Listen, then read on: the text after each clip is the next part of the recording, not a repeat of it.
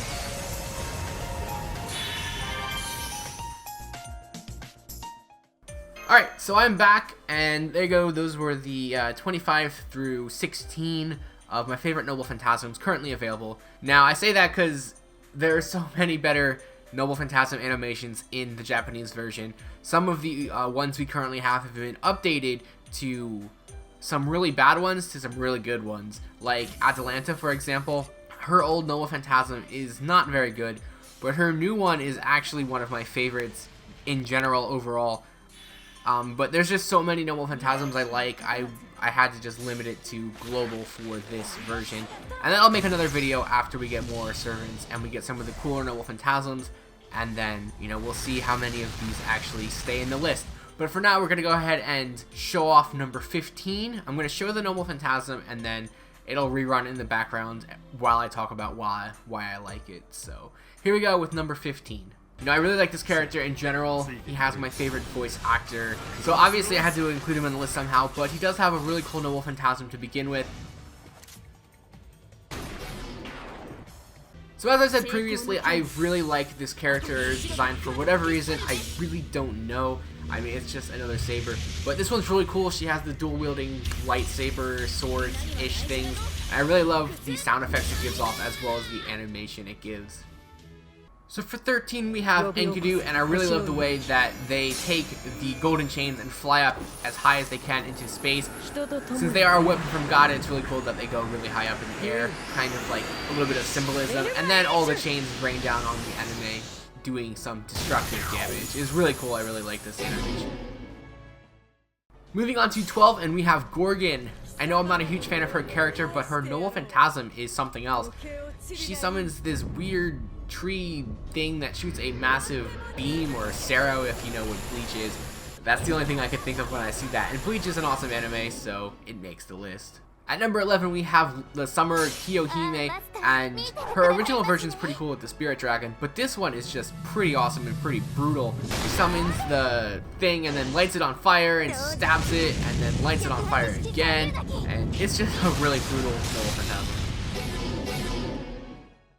Moving on to our top 10 now, we have Raiko at number 10, and I really like this noble phantasm because she like makes a whole bunch of clones of herself and they all attack in multiple different ways, and the animation is really cool and the attacks are really cool, and overall it's just a really cool noble phantasm.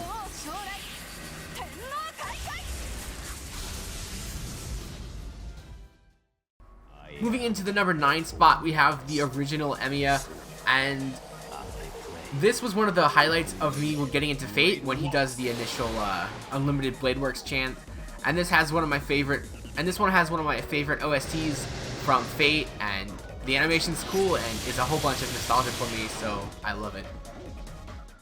Moving at number 8, we have one of my favorite characters from the series in general, being Karna.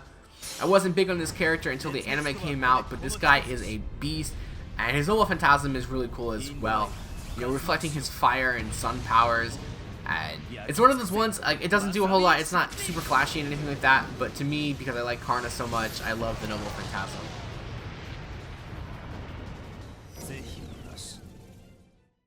Moving on to number 7, we have Carmilla. This is a character I don't really like at all, but her noble phantasm is super brutal.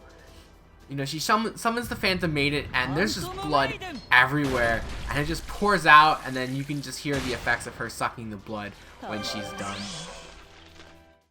Moving on to number 6, and this is where things really start to pick up, and at 6 we have Sanzang, and I really like this noble phantasm. You know, she just completely brutalizes this enemy in a JoJo-like fashion, and she summons the Buddha and just punches them into a mountain, and it is just really cool.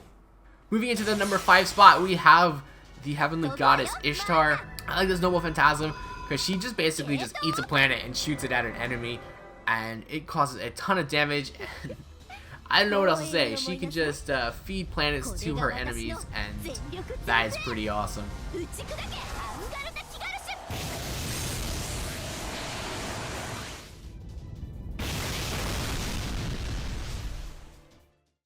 Moving in at number 4, we have Nero.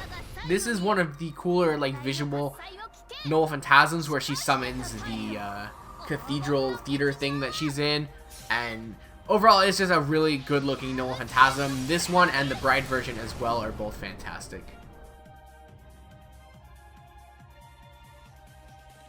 Now this is where things got really tough. For number 3, I have Chloe. The noble phantasm, she doesn't do a whole lot. She just throws her blades and attacks the enemy, but just the way it is animated and the song in the background and everything just makes it really cool looking overall, and one of my favorites. On to number 2, and we have the summer version of Scathach.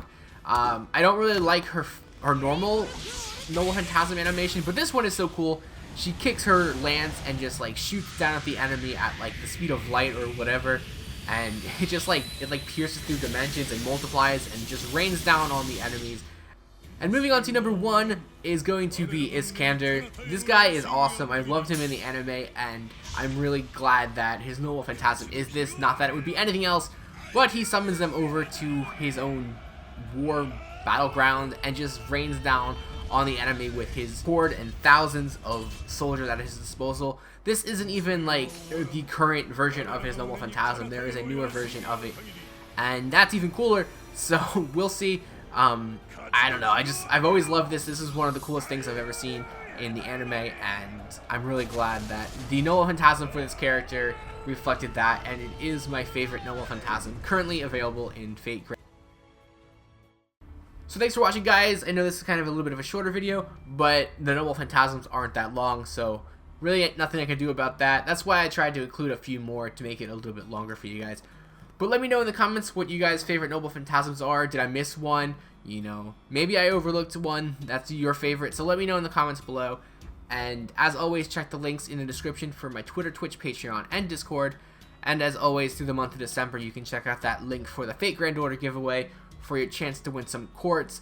You know, Merlin has a confirmed date on the 20th, as well as Solomon. So make sure you guys are ready for that.